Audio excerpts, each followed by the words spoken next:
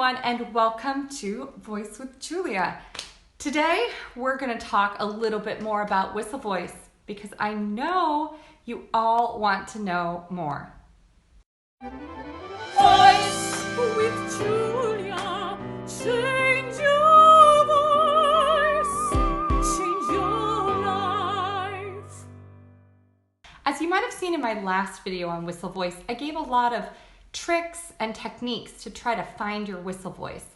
And I've noticed that a lot of you found that helpful. Some of you are still searching for your whistle voice. So I decided I would make another video and incorporate a few more techniques and also give some more advanced techniques for incorporating your whistle voice into the rest of your range. This is seriously awesome. So you want to stay tuned and see what's coming up next. The first technique I'd like to talk about is called the creaky door technique, and this is very scientific, people. But essentially it involves, we're going to make a creaky door sound, and then we're gonna feel like we're breathing in. Okay, so I'll demonstrate. We're gonna go.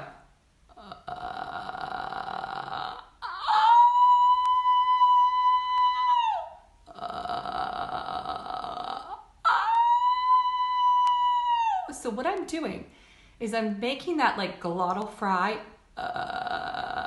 and then I feel like I'm almost breathing in, taking the air in. I'm not actually breathing in. So in case you were watching closely, I'm not going and sucking in air, although kind of I am. I don't know. I have to think about that actually. I might be sucking in air. No, I'm definitely exhaling, but it feels like I'm sucking in air with the back of my throat. So I want you to give that a try, okay? You're gonna start with the creaky door.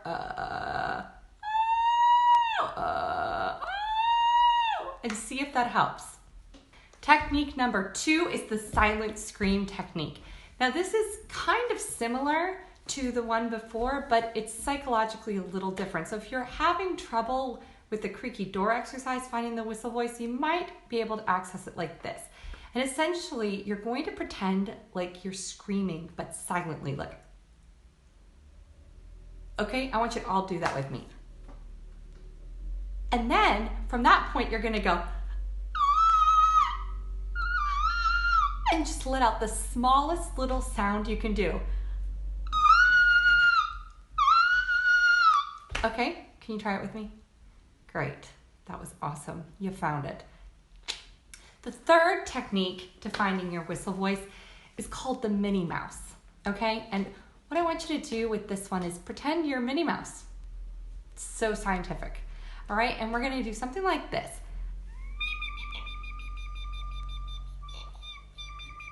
And do you hear that my full voice wants to come in? So it wants to go, me, me, me. No, don't let it do that.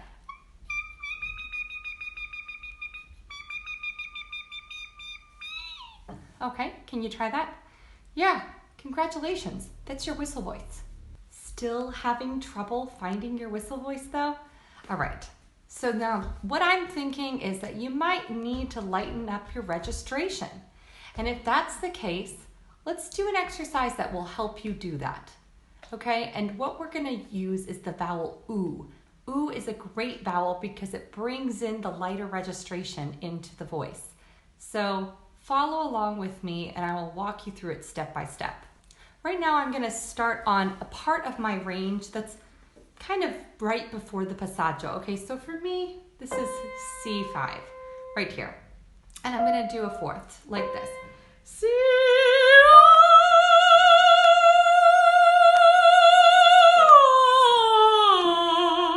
So I went C, ah, ooh, ah, ah, ah, all right?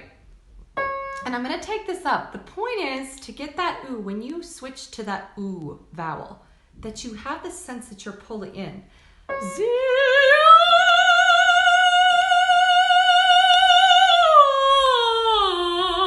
And I feel like I have these like kind of grabbers inside my throat and they're grabbing the tone and pulling the tone back, okay?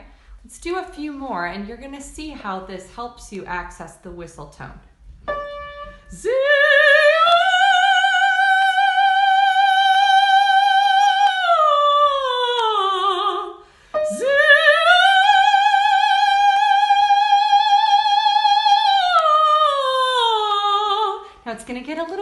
as we get higher. So just go with me.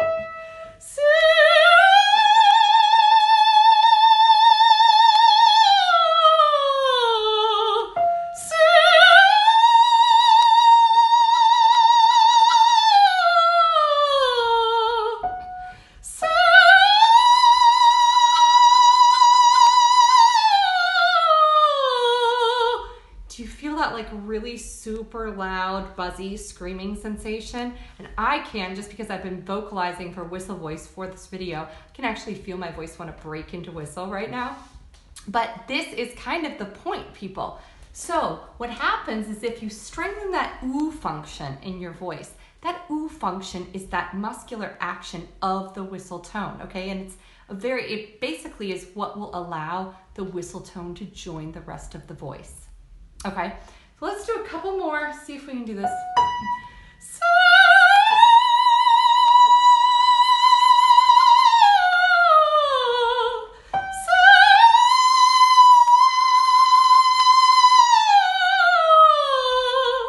Now I want you to note that this is very different from how I might sing a regular C6, okay? This is a very technical approach, very specific technical approach to this note. So I would say that you need to have your inner ear really adjusted to what you're listening for. What you want to listen for is like super high, screamy, head tone, whistly sounds, okay? We're not doing an exercise to connect that to the depth of the voice. No, this is pointless. In fact, will kind of work against you if you do that. All right, we want to just go into that head voice registration without feeling like the voice splays out. This is very important. We have to feel that the voice gathers in and pulls back, okay? And muscularly, you can feel that in the throat, all right? I'm not saying that you feel it like in your vocal cords, but you do feel a sense of backward motion rather than forward motion, okay? I hope that makes sense. If you're super advanced at whistle tone, I highly recommend exercising it daily to keep it strong because it's gonna help with the rest of your range.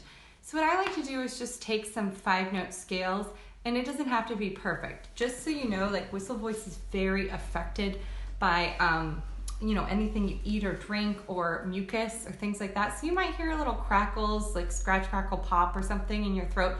That is totally fine and totally normal. And you might hear the tone like skip, it'll cut in and out. That's also normal.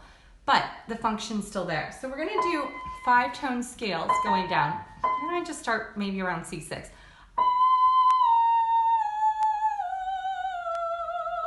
Next one.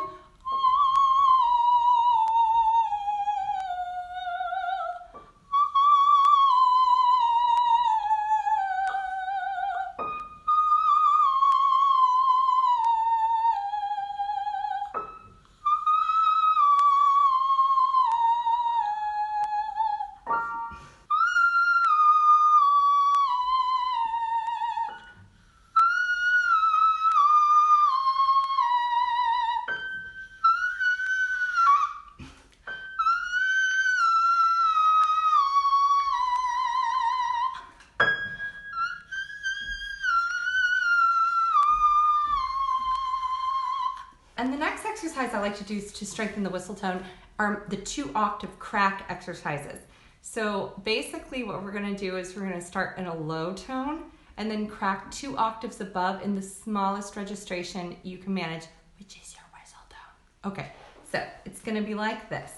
Let's start down here on V, for me. You know, men, start, pick your note. Okay, so I'll do,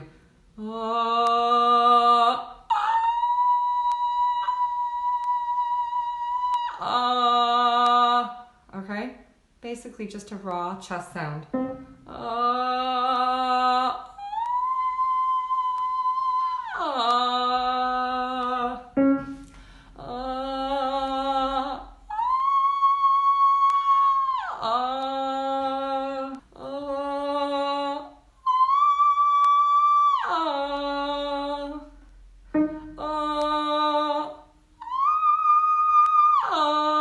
Now if you notice, I don't know if you can tell, but I'm actually keeping that lower part of my voice in the chest voice registration.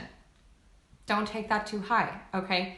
That's just maybe somewhere up to E flat for women, okay? Maybe E. And that is so that you're anchoring the chest voice registration and releasing into the whistle, and then releasing back into chest voice. All right, that is the specific exercise. So if you start mixing, sure, you might be able to do it, but that's not what this exercise is about. The last exercise I want to show you is something that I use to help start knitting the whistle tone function into my voice, okay? I'm a larger voice soprano, so my whistle isn't like insanely high, and my like coordinated whistle, I can really only sing an E flat E in public. That's pretty much it, okay? And that's on a good day.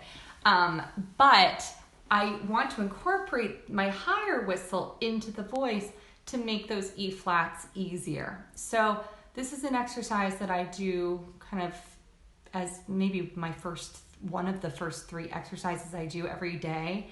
And it's a long extended exercise. And the reason I do a long extended exercise when accessing that is because I will spend a lot of the excess breath pressure so that by the time I'm going to the top notes in the whistle tone function, I don't overload that system. Okay, so I'll show you a demonstration right now. So what I'm basically gonna do is I'm gonna sing Z, but through oo lips. So it will sound something like this, Z, okay? And the oo is there to help assist the transition into the whistle. So please don't go Z. I mean, you could do that on your own time, but that won't help the whistle voice. All right, so here's how this goes. C.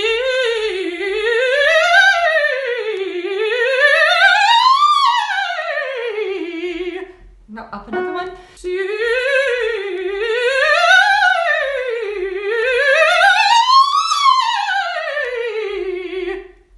Okay, can you kind of see what I did? I sort of like take those notes and keep the ooh function so it'll sort of bring in some of that whistle.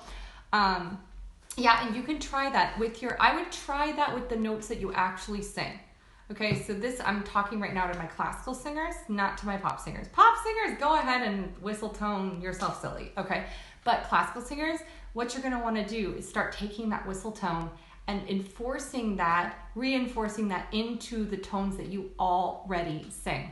All right, I don't think you can really add notes to your range, to your singable range with whistle tone, but you can make your singable range much easier and much better. So try these exercises out, and I want to hear your feedback. How did it work for you? Did it help? Are you noticing some more ease in your top tones? Can you sustain your whistle voice now? I really want to hear if these exercises have helped you find and sustain your whistle tone. So you can send me a comment here, or my email is julia@voicewithjulia.com, and I look forward to hearing from you all. Thank you so much for watching, and don't forget to hit the subscribe button, and I will see you here next time.